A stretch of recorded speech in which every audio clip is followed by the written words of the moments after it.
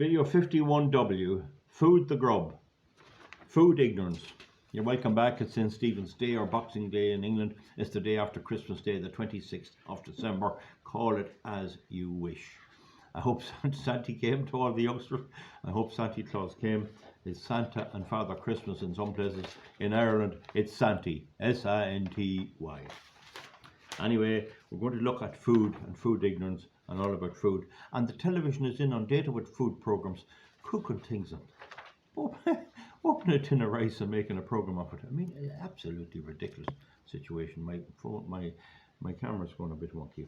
Anyway, long ago, you would a poor man's son in the country would hire with a farmer, and you hired for a half year. There was a hiring fair, and the women hired as well.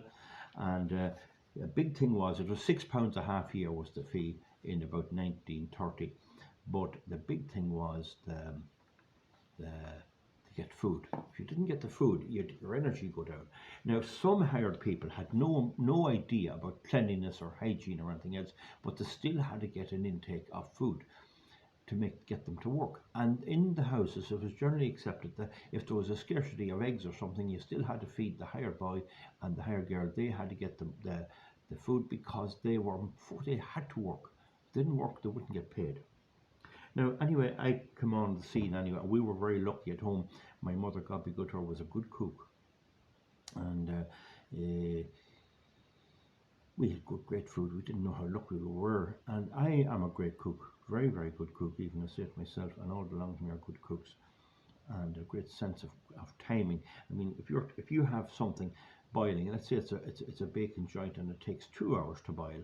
Well, you need that on at least 2 hours before you're going to eat, and you need the potatoes on only a half an hour. Some people cannot get that through their skull.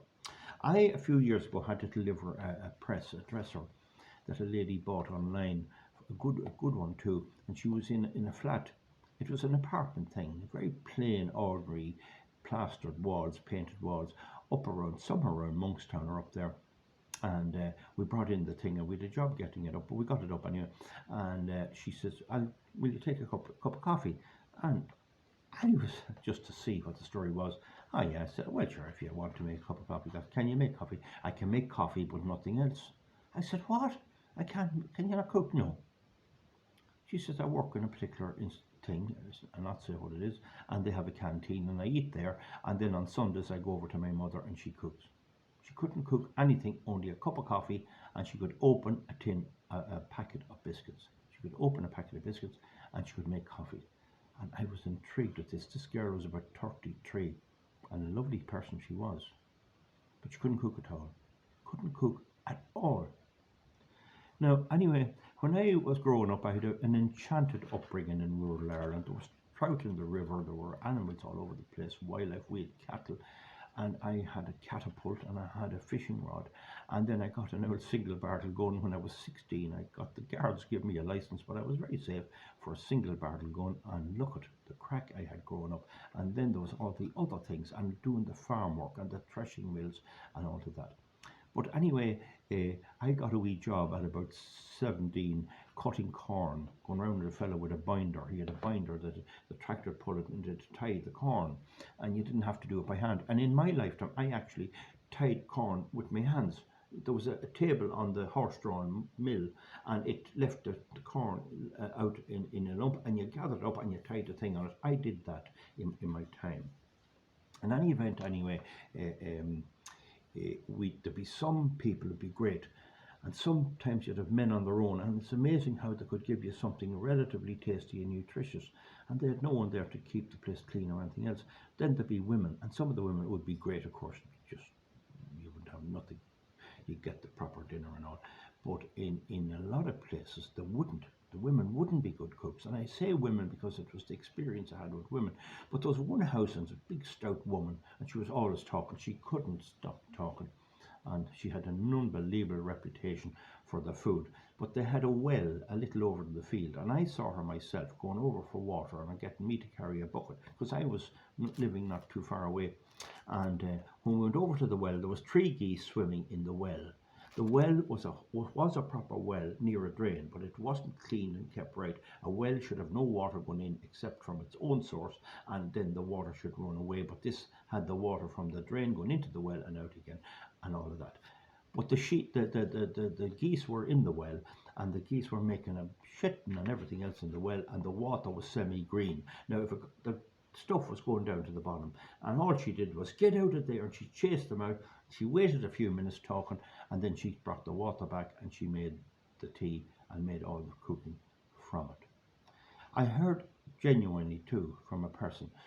She bought a gas cooker, and she bought this gas cooker, and after a while,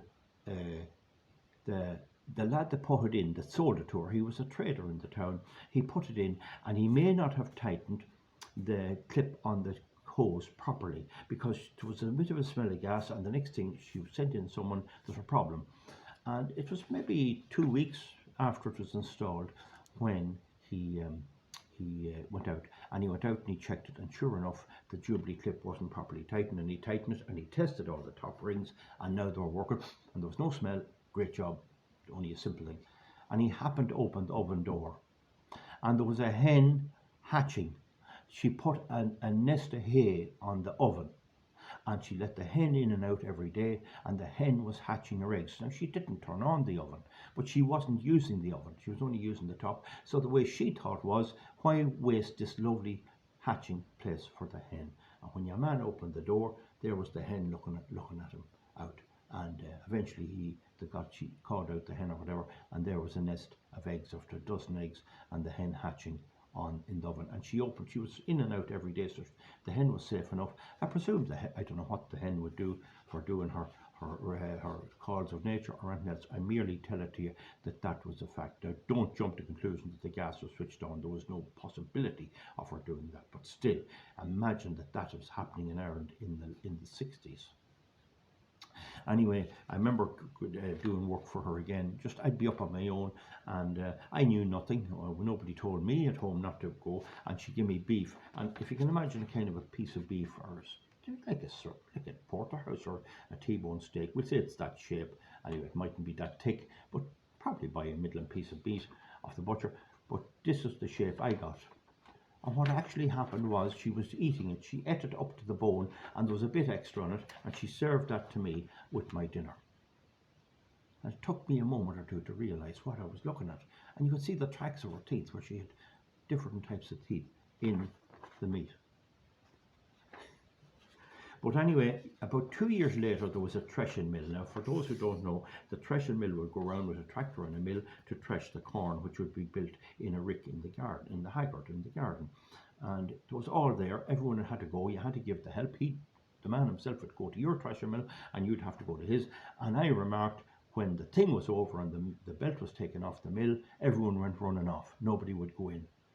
And only myself and another kind of a lad that was a wee bit simple. I was young, like I was only maybe 16 or 17, and we were left behind, and we went in for the grub, and it was funny stuff. But the next day they'd say to us, "You went in for the food, what did you just get?" And she says, we would tell them, but nobody else would go in. There was another family a long way from that, and they were tight people. They were mean type people, and some of them died quite wealthy afterwards. They had a lot of shares and things up in the north and that sort of stuff. But anyway, it was a big farming place and all of that, but nobody would ever eat when there'd be a threshing mill. Nobody ever go in for the dinner, because you did not get good food. You couldn't eat it, and they didn't mind that because they didn't have to buy anything. So this particular threshing mill took place, and two of the neighbours would go, and everyone would go around, but no one would ever go in for the dinner.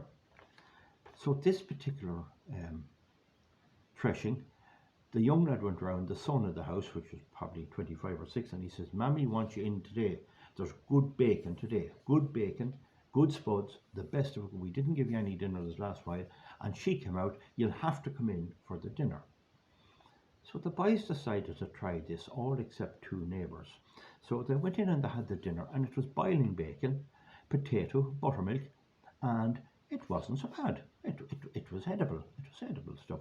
So they said it wasn't so bad. How did you feel? Because you don't always come in, and nobody wanted to tell her she was a shocking cook and all that, and they'd eat anything, like anything at all.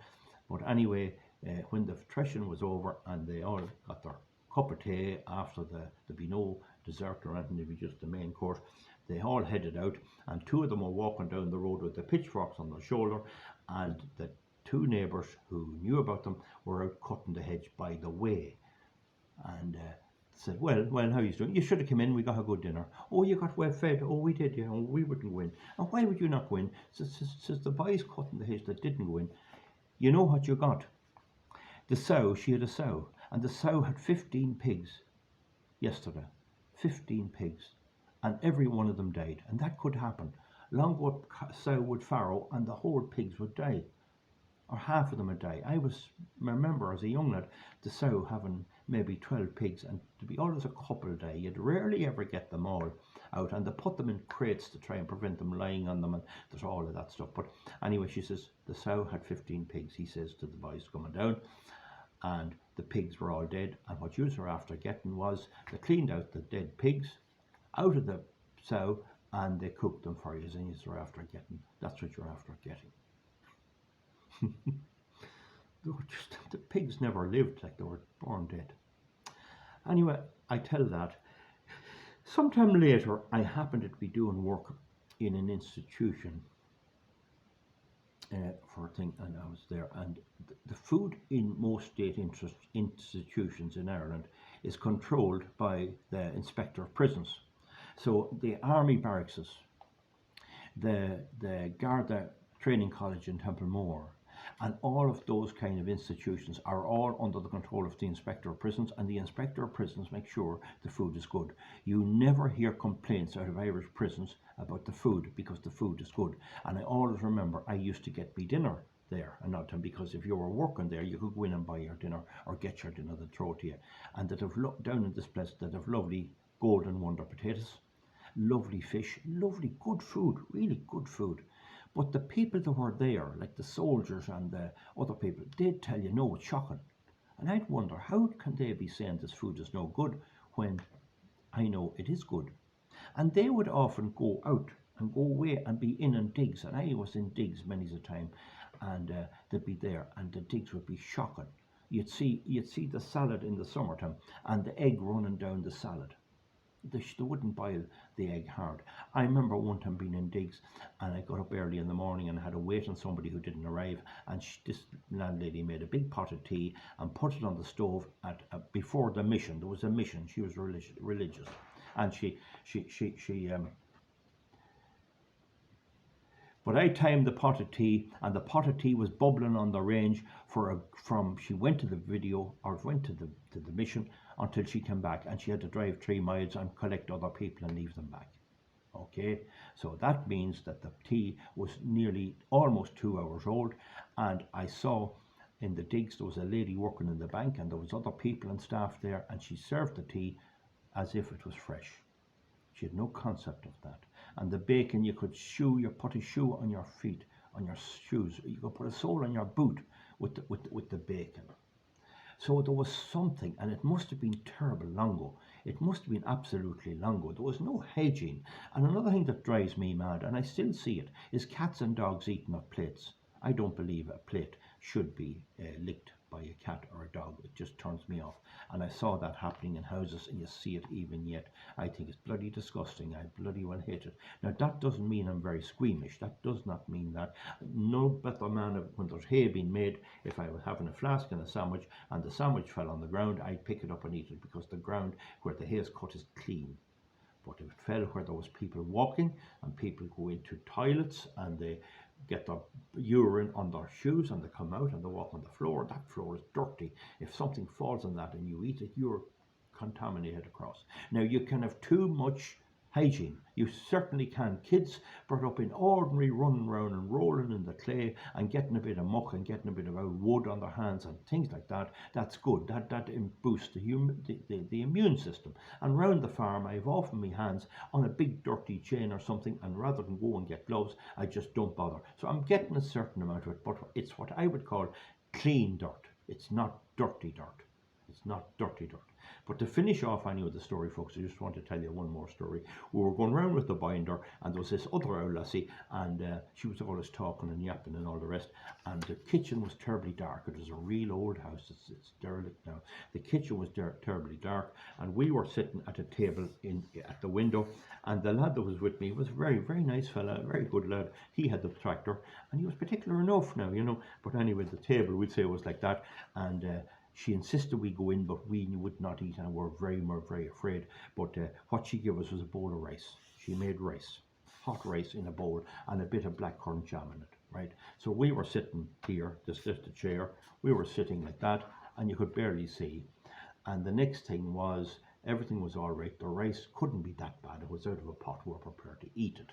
So the next thing was, did my friend let the spoon fall? He let the spoon fall down on the ground, and I could see him reaching down like this. He couldn't see, you know, he reached down like this and bringing it up. And when he reached down, he couldn't find what the spoon was. And what happened, didn't he put his fingers into a big cat's shite, a big cat's shit.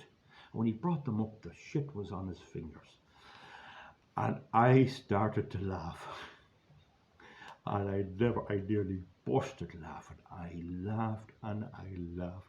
And you'd hear the roars of me outside, and I laughed and laughed. And she says, "What's wrong with the young lad?" That happened, folks. That's it. Tales from long ago. Give me a thumbs up or thumbs down, and we'll see you back for something else. Bye.